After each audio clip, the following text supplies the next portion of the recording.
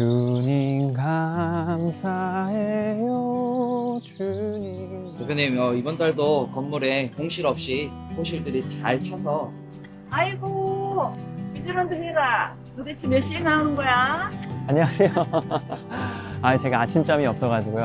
감사합니다. 아침잠이 없긴. 어제도 제일 늦게까지 일하시더만.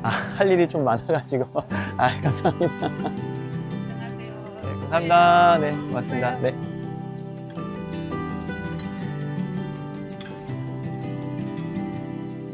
안녕하세요. 저희 고수떡입니다. 지금 1주년 돼가지고 할인 행사 하고 있거든요. 한번 시식 한번 해보세요. 사장님 인상도 너무 좋으시고 여기 말씀해 주시는 것도 너무 기분 좋게 해주시고. 감사합니다. 우리 한번 들어가 볼까? 그래, 가보자. 이쪽으로 가시면 되세요. 네. 고맙습니다. 네, 감사합니다. 네.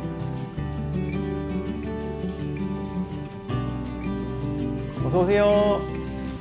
실장님, 네. 이거 다 가져가시죠. 예, 알겠습니다. 고맙습니다. 또 오세요. 어서 오세요. 고세떡입니다. 사장님 망고 없어요? 죄송해요. 지금 저희 망고 오늘 다 나가가지고 예약해 주시면 내일 꼭 만들어 놓을게요. 몇 개 해야 되니까요? 5개요. 5개. 알겠습니다. 잠시만요.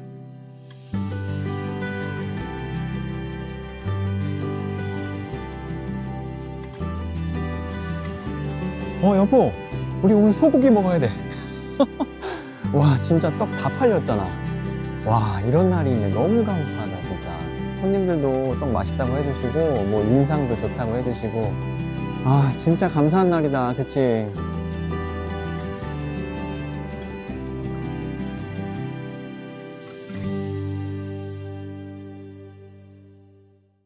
형통한 사람들, 보이지 않는 누적되어 있는 삶의 습관이 있는데, 그 첫 번째가 감사하는 마음이에요. 마음이 따뜻하다는 거예요. 사람들은 마음 따뜻한 사람을 좋아해요. 그래서 감사하는 그 마음, 이게 첫 번째 오래된 누적된 습관이고, 두 번째는 밝은 얼굴이에요. 여러분, 마음이 따뜻하니까 얼굴이 밝지 않겠습니까? 누구나 좋아하죠. 세 번째는 무엇을 하든지 즐거움으로 하는 거예요.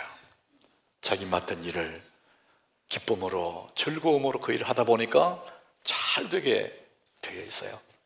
여러분들이 오늘 하나님 이 성경 말씀, 이 말씀이 거울이지 않습니까? 하나님 말씀을 들으면서 나에게는 이러한 것들이 있는지, 내 삶에는 보이지 않는 누적되어 있는 어떤 것들이 있는지를 스스로 한번 돌아보는 그런 시간이 되면은 오늘 이 시간이 굉장히 의미 있는 좋은 은혜의 시간이 될 줄로 믿습니다. 하나님께서 은혜를 주실 줄로 믿습니다. 자, 오늘 그래서 우리 감사를 누적하면, 누적한다는 것은 계속 쌓는 거잖아요. 감사를 누적하면 어떻게 되느냐? 형통이 되고 간정이 됩니다. 여러분들의 삶이 물 흐르듯이 흘러가는, 이거 형통이지 않습니까? 모든 게 잘 되는 것이 형통이라고 말하였지만은 일정한 방향을 향해서, 하나님 뜻하신 바를 향해서 계속 가는 것이 형통이거든요. 그래서 여러분들이 감사를 누적하면 하나님이 뜻하신 그 길로 가는 형통을 누리게 되고 간증거리가 늘어나는 그런 삶이 될 수가 있습니다. 오늘 여러분들이 이 예배를 통해서 여러분의 삶이 이렇게 형통하고 간증이 있는 그런 삶 되시기를 예수 이름으로 축복합니다. 자, 오늘 우리 함께 나눌 이 말씀이 이제 시편 118장이에요. 근데 시편마다 이렇게 보면 앞에 이렇게 표제어가 있거든요. 무슨 시, 누구의 시, 어떤 내용이다, 이렇게. 근데 오늘 이 말씀은 표제어가 없어요. 그래서 누가 이 시를 썼는지 알 수가 없어요. 그런데 많은 학자들은 아마 다윗의 시일 거다, 이렇게 추정은 하지만은 명확하지는 않습니다. 우리는 이 시인이 누군지는 명확하지 않지만은 우리가 분명히 알게 되는 한 가지가 뭐냐면은 이 시인이 굉장히 어려움 가운데 처해 있었구나, 이걸 알게 돼요. 오늘 우리 읽지는 않았지만 10절에 보면은요, 이 사람이 상황을 얘기합니다. 문나라가 나를 애워쌌다 그래요. 한두 사람이 나를 애워싼 게 아니고 문나라가 자기를 못 살게 죽이려고 문나라가 애워쌌답니다.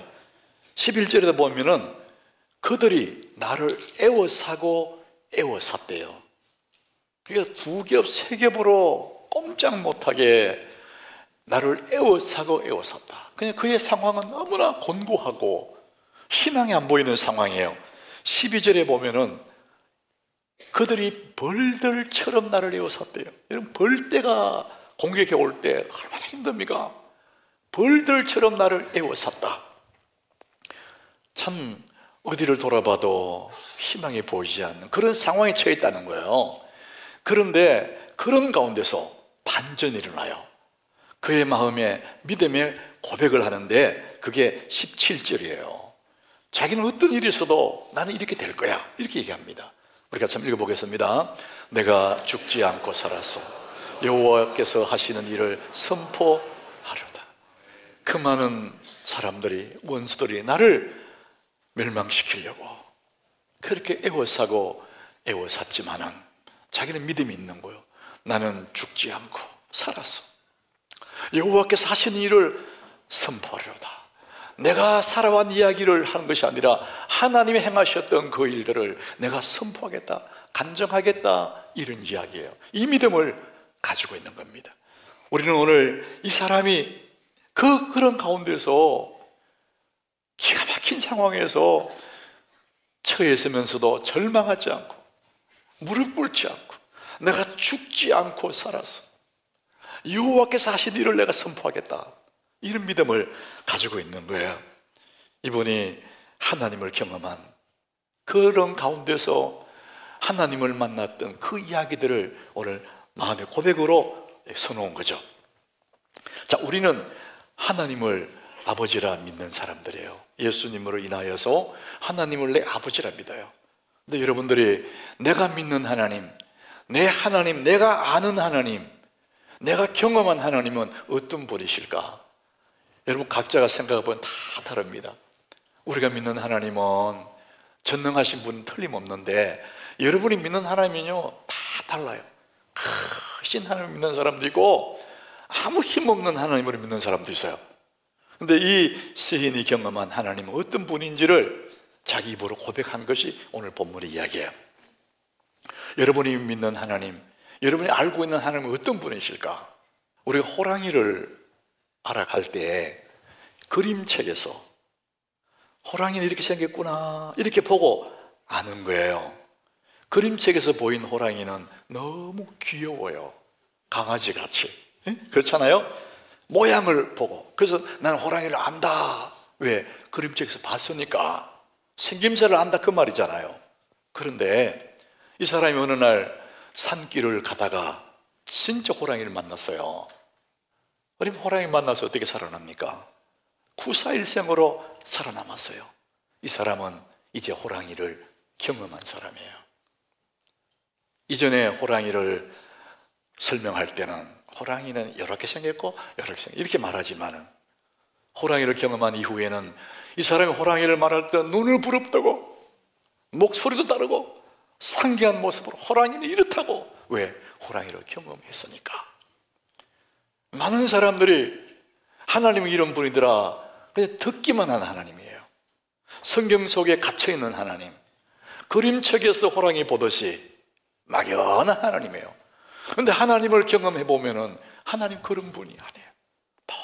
너무 아름다우신 분.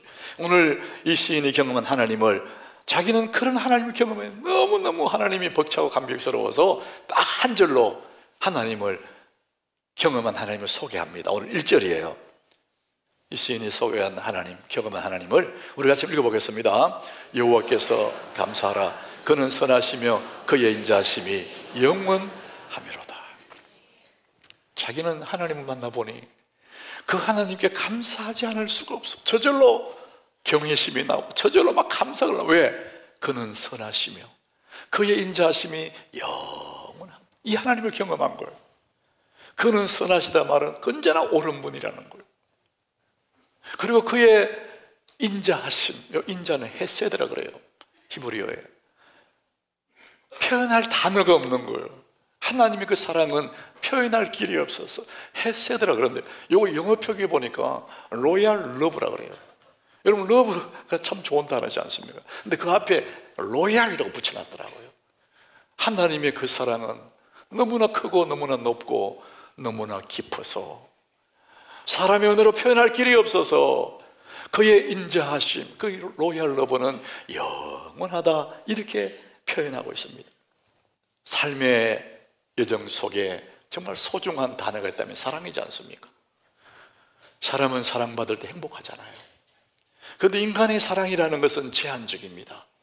상황 따라 달라집니다. 그러나 그 사랑은 너무 아름답죠.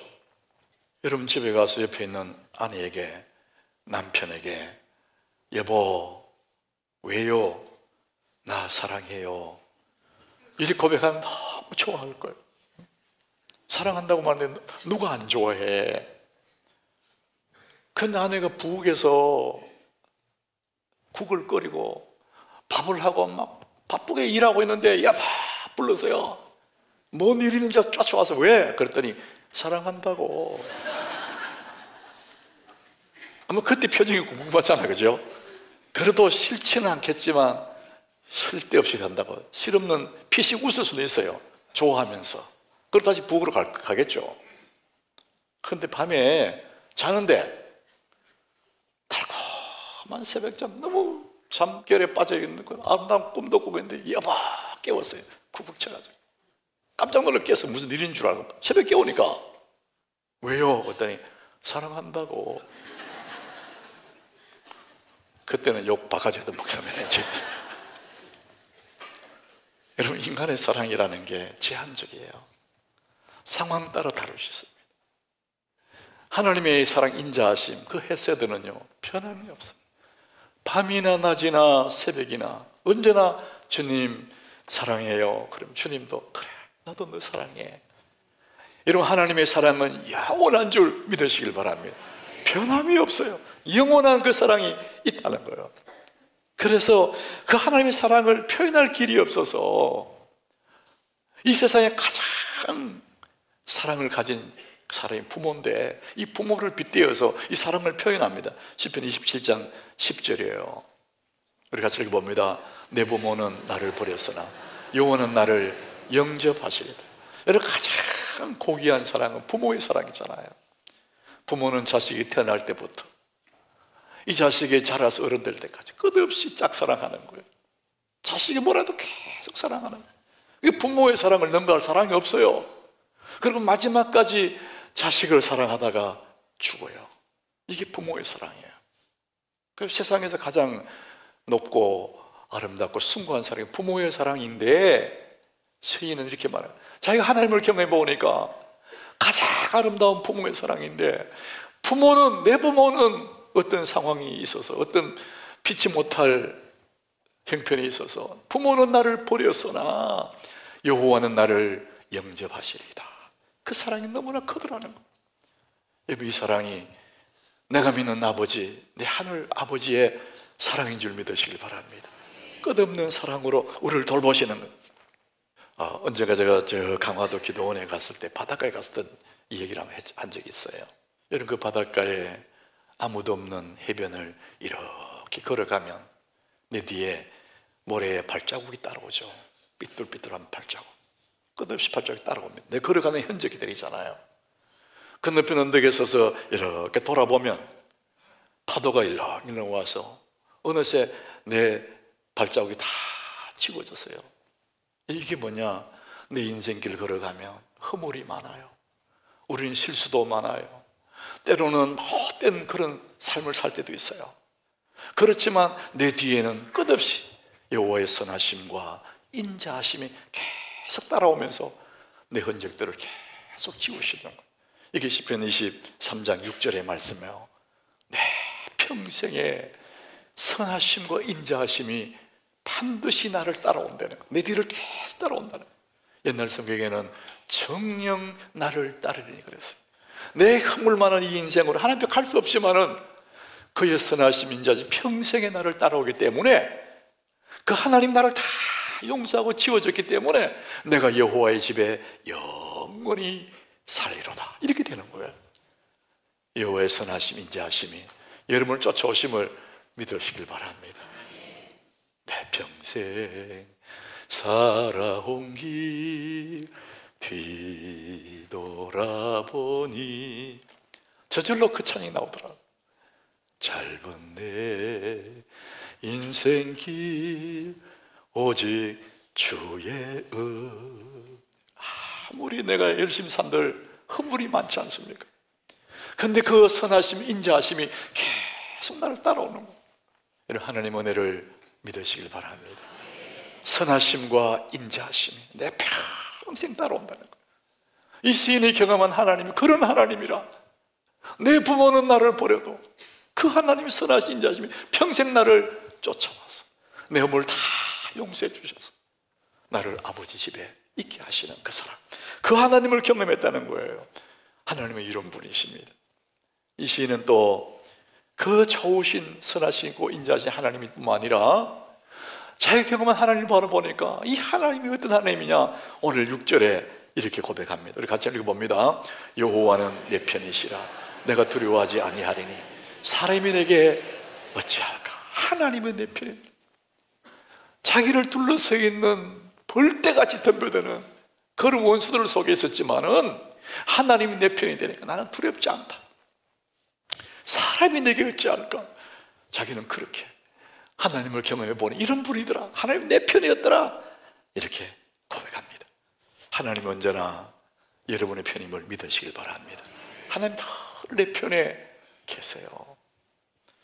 근데 여러분, 우리 교회 안에서 예수 믿는 사람끼리 말다툼하거나 싸웠어요. 그러면은 말릴 자가 없어요. 교회가 시험 들면 아무도 못 말려요. 왜? 서로 옳거든.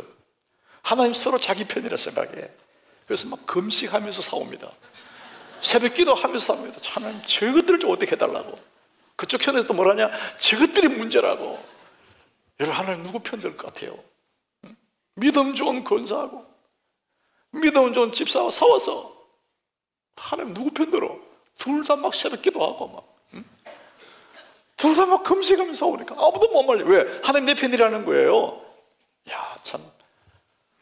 여러분, 믿음 좋은 권사님하고 목사하고 싸웠어요.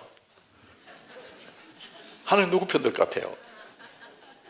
여러분 마음속에 그래도 하나님 목사님 편 안 들겠나? 그 우리 생각이고. 이런 경우가 있었는데, 미국이 남북 전쟁할 때 그때 이제 사령관이 링컨이었답니다. 링컨. 전쟁이 자꾸만 어려워져 가니까, 전세가 자꾸 어려워져 가니까 링컨의 얼굴이 어두워져 가는 거예요. 그때 옆에 있던 병사들, 참모들이 링컨에게 얘기했답니다. 염려 마십시오. 하나님이 우리 편에 계실 줄로 믿습니다. 믿음 좋은 거지. 이렇게 한 거예요. 그때 링컨이 이렇게 얘기했답니다.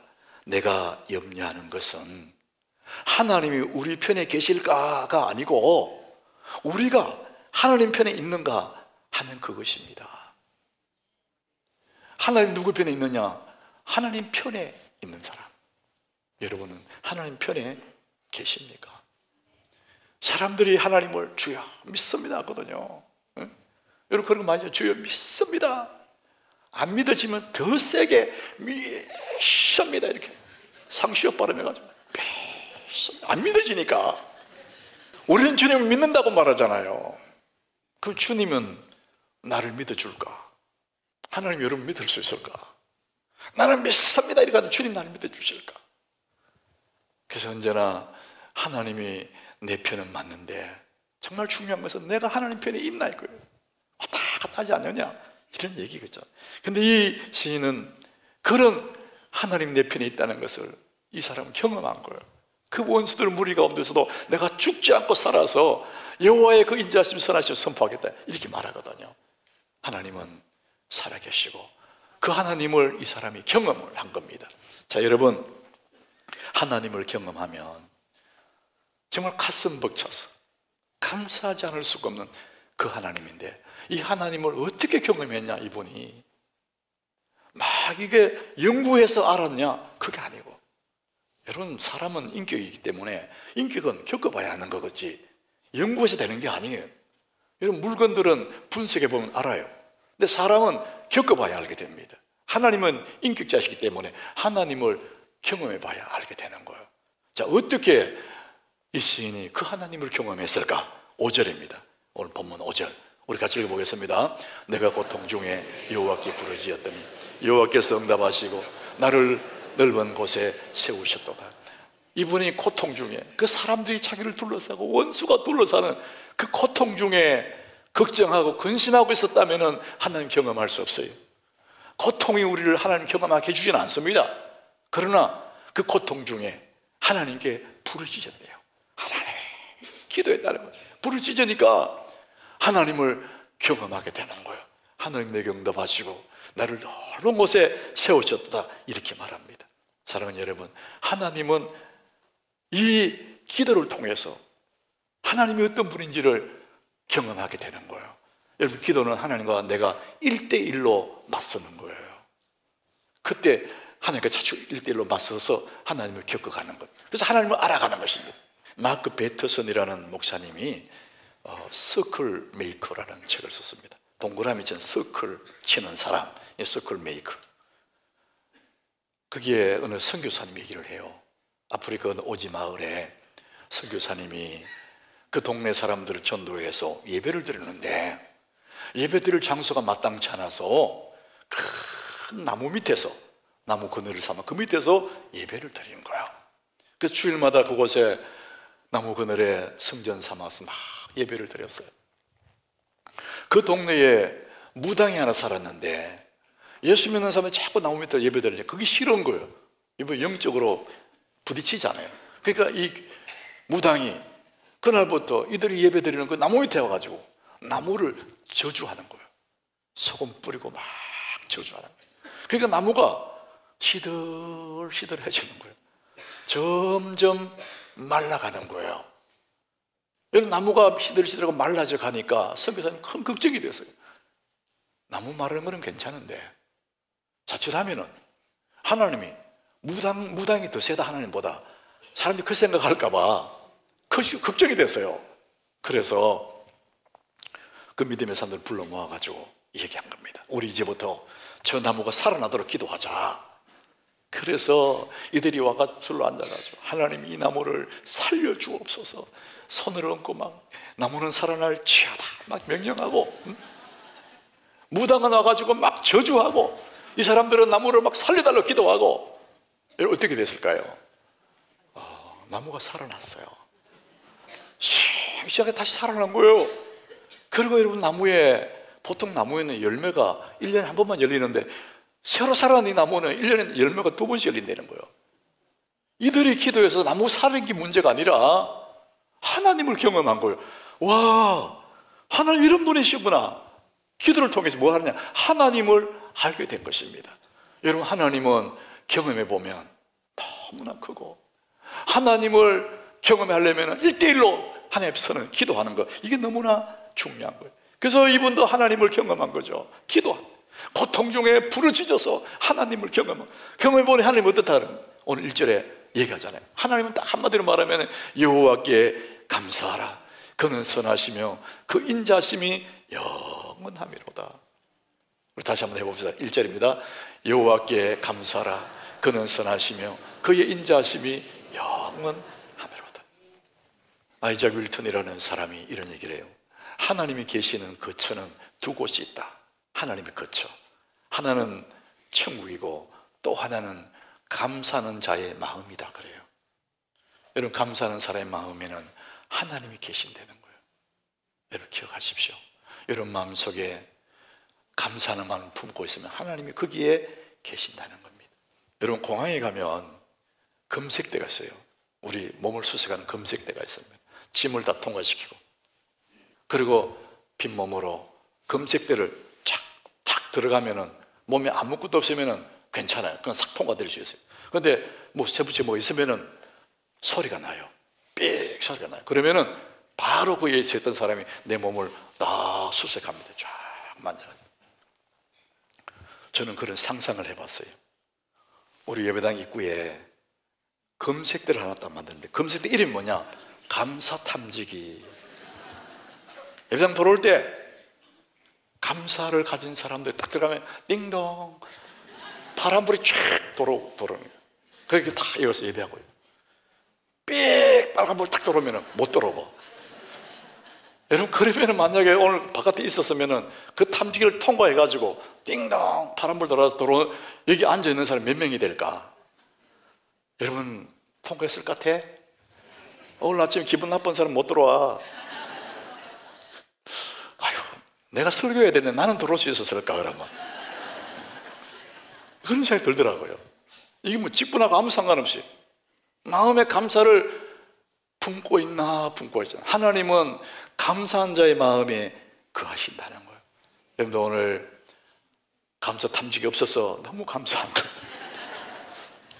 예를 들어서 만약 있다 할지라도 들어올 때는 삑 해도 여러분 나갈 때는 띵동 파란불 도로는 감사를 품고 나가는 여러분 되기를 축복합니다. 하나님은 감사하는 자의 마음에 살아계신다는 거예요. 그래서 이 감사를 누적하면 얼마나 형통하고 간절한 삶을 살 수 있을까? 여러분, 우리 마음속에 감사를 품고 산다는 것 얼마나 행복한지 모릅니다. 은은한 미소가 얼굴에 번질 거예요. 감사가 따뜻한 마음을 품고 있어요. 얼굴이 환해질 거예요. 그런데 여러분, 내 마음에 있는 감사를 입으로 표현하면 또 다른 감정이 되는 거예요. 형통이 되고 감정이 되는 거예요. 마음으로 품고 있으면 미소만 짓겠지만 그 감사를 입으로 선언하면 수많은 감정들이 생기게 된다. 오늘 2절에 그 말씀합니다. 이제 이스라엘은 말하기를 하잖아요. 말을 했다. 참 감사하구나 생각만 아니라 이제 이스라엘은 말하기를, 이게 명령형이에요. 말하라 할지로다. 내 마음에 있는 감사를 말을 할 때 어떤 것이 나느냐? 형통이 되고 감정이 된다. 자, 3절에도 똑같이 말합니다. 이제 아론의 집은 말하기를, 입으로만 마음으로만 품고 있지 말고 입으로 말하면, 그런 얘기입니다. 4절에도 이제 여호와를 경외하는 자는 말하기를, 입으로 그의 인자하심이 영원하다 말할지로다. 그 말을 하라는 거예요. 그러면은 내 속에 있던 그 감사가 입으로 나오면은 더 많은 감정들이 생긴다, 이런 얘기를 합니다. 여러분, 죄를 짓고 감옥에 가 있는 사람들 특징이 뭐냐면은 몸이 건강합니다. 여러분, 건강하지 않는 몸으로 죄를 지을 수가 없잖아요. 물론 억울하게 가 있는 사람도 있겠지만 정말 죄를 짓고 들어간 사람들은 몸이 건강합니다. 그런데 왜 그게 있습니까? 마음이 고장난 거예요. 마음이 병이 들어 있는 것입니다. 자기 스스로를 싫어하는 거예요. 내가 인생, 내가 뭐 할 수 있겠어? 내가 뭘 해? 자기 스스로를 비하하고 싫어합니다. 그러니까 인생을 막 내버려 두고 사는 겁니다. 세상 돌아다니며 막 사는, 그래서 거기 와 있는 거예요. 그들은 자기 자신이 너무 소중한 존재인지를 모르는 겁니다. 가치 있는 줄을 몰라요. 그러니까 막 살아가. 몸은 건강한데 마음이 상해 있는 거죠. 자, 이런 사람을 치유하는 가장 좋은 방법은 예수를 구주로 믿는 거예요. 여러분, 예수를 구주로 믿는다는 건 다른 말로 하면 주인을 바꾸는 겁니다. 내 인생의 주인을 바꿔버리는 거예요. 자기를 싫어하는 그 주인을, 내 인생의 주인을 예수님으로 바꿔버립니다. 고린도서 5장 17절에 이렇게 말합니다. 우리 같이 읽어봅니다. 그런즉 누구든지 그리스도 안에 있으면 새로운 피조물이라. 이전 것은 지나갔으니 보라 새 것이 되었다. 누구든지 그리스도 안에 있으면 새로운 피조물이라. 이전 것은 지나갔으니 보라 새 것이 되었도다. 상한 감정, 마음이 상한 사람들, 그렇게 마음이 고장난 사람들을 치유하는 가장 좋은 방법은 예수님을 나의 주인으로 받아들이는 것. 그런데 예수 믿는 사람 중에서도 자기를 소중히 여길 줄 모르는 사람이 있습니다. 분명히 구원받은 사람인데 흐느적거리는 삶이 있습니다. 자, 그런 사람들에게 가장 좋은 방법이 있어요. 그게 뭐냐? 거울 앞에서 자신에게 말해 주는 거예요. 사람들은 다른 사람에게 인정받고 싶어요. 근데 가장 좋은 것은 내가 내게 말해 주는 겁니다. 거울 앞에 서서 마음에 안 드는 자기 모습이라도 바라보면서 나는 정말 하나님 사랑받는 소중한 사람이야, 이 말을 해주는 거예요. 굉장히 어색할 거예요. 나는 사랑받는 소중한 존재, 나는 참 행복해, 나는 참 감사해. 여러분, 처음에는 안 믿어지고 어색할 겁니다. 그런데 여러분, 일주일하고 열흘하고 한 달 해보십시오. 네, 정말 소중하구나, 내가 너무 가치 있는 사람이구나 알게 됩니다. 이것이 뭐냐 하면 누적의 효과입니다. 오늘 2절, 3절, 4절 계속 반복하지 않습니까? 누적하지 않습니까? 그의 인자하심이 영원하다 말할지로다. 3절에도 그의 인자하심이 영원하다 할지로다. 4절에 그의 인자하심이 영원하다 할지로다 말을 하는 거예요. 이런 반복하고 누적해 가는 것이 내 삶에 얼마나 이게 쌓여가는데 결과가 아름다운지 모릅니다. 그래서 여러분, 우리가 감사를 누적하면 형통이 되고 간정이 되는 거예요. 차동엽이라는 분이 희망의 귀한 그 책에 누적의 법칙이라고 썼어요.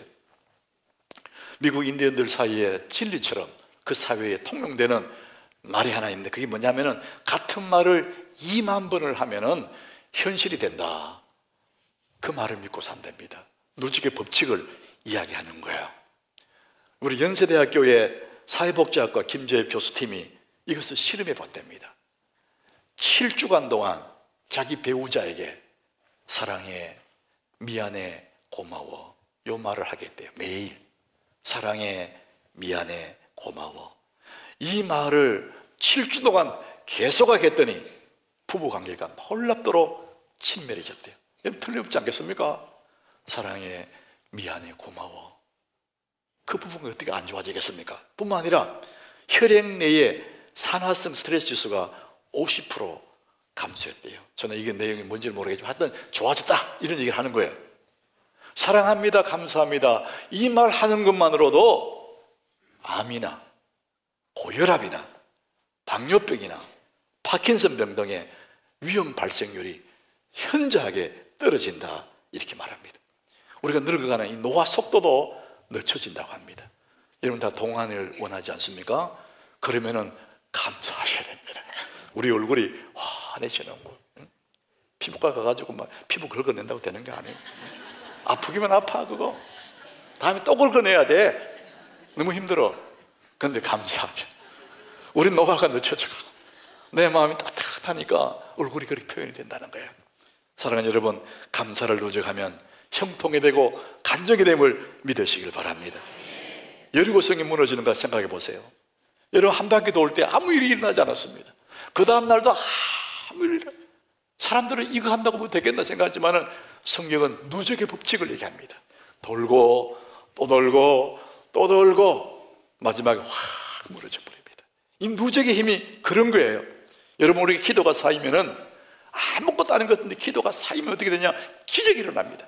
여러분가 무너져 버립니다. 여러분, 감사가 쌓이면은 형통이 될 줄로 믿습니다. 아무것도 아닌 것 같은데 쌓이면은 엄청난 효력을 발휘하게 되는 거예요. 우리의 평범한 날 속에 감추어져 있는 보물이 있습니다. 아무것도 없는 평범한 일상의 속에서 감추어져 있는 보물이 뭐냐? 감사라고 합니다. 여러분, 감사하면 우리는 감사한 일의 뒤에, 기적 뒤에 감사가 온다 생각하지만은 이 기적을 부르는 말이 감사라 그럽니다. 감사하면 기적을 가지고 온다는 거예요. 여러분, 범사에 감사하십시오. 모든 상황에 감사하십시오. 그런데 우리가 살다 보면 감사할 수 없는 일들이 많아요. 내 마음이 너무나 아프고 황량하고 진짜 마음에 감사의 마음도 안 생길 때가 있어요. 여러분, 그럴 때는 골로새 3장 17절에 이렇게 말합니다. 우리 같이 봅니다. 또 무엇을 하든지 말이나 일이나 다 주 예수 이름으로 하고 그를 힘입어 하나님 아버지께 감사하라. 내가 할 수 없을 때는 그를 힘입어서, 예수 이름을 힘입어서 그런 날에도 아버지 하나님께 감사하라 이렇게 말합니다. 여러분, 가장 행복한 사람들은 가장 많이 소유한 사람이 아니라 가장 많이 감사하는 사람들이라고 말합니다. 여러분, 감사를 누적시키는 가장 좋은 방법은 기록하는 거예요. 우리 교회 생명의 삶, 우리 새벽마다 생명의 삶 말씀 묵상하지 않습니까? 그 예배에다가 그 하루 동안 내 삶 속에 감춰져 있는 이 보물 같은 감사를 찾아가지고 기록해 놓는 거예요. 그럼 또 잊어버릴 수도 있어요. 근데 계속 기록해 나가면 이 감사가 누적이 되는 거예요. 오늘 이 말씀 시작하면서 감사를 시작합니다.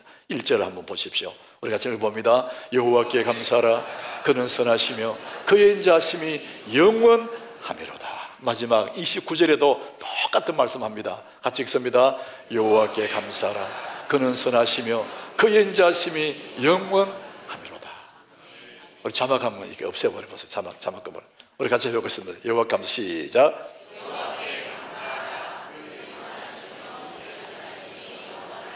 와, 여러분 갑자기 IQ가 막 150씩 넘어갔습니다. 들어올 때는 120이었는데 갑자기 150 됐어요.